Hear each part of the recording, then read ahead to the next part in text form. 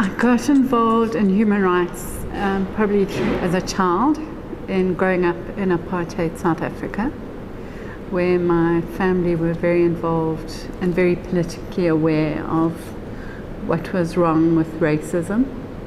And so as a family, it was a very strong issue in our lives about fighting apartheid government. So it was sort of quite natural to go from that fight and that consciousness into human rights work after, with the fall of apartheid. It was embedded in my psyche. Okay.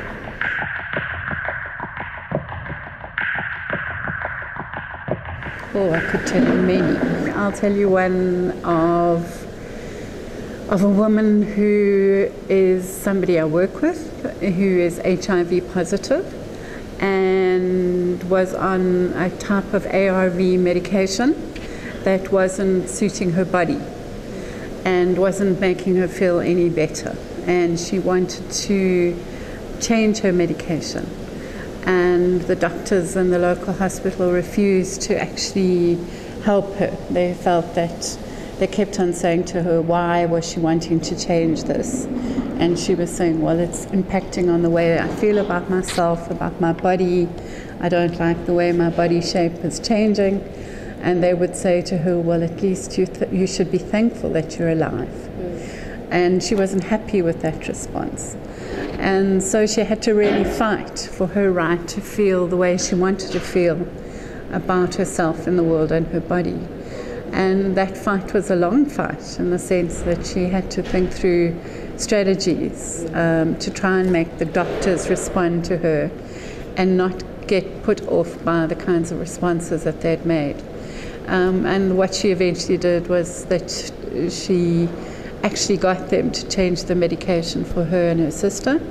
And through that, she actually opened up in that particular hospital their willingness to actually have other ARVs available, because it was the first time in that community that people had asked for different ARVs.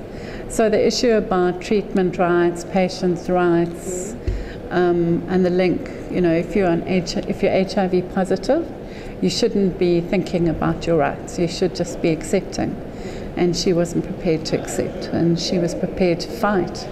But what that actually took out of her was there was a lot of abuse that was leveled at her about her being selfish, or think that things that she thought were important weren't important.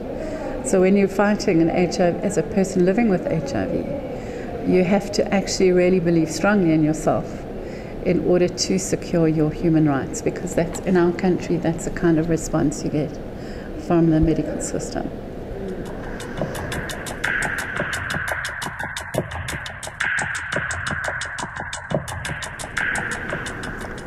I think because HIV is essentially, it is essentially a disease that affects people and their quality of life in the world, their relationships with others, their lifespan, their children.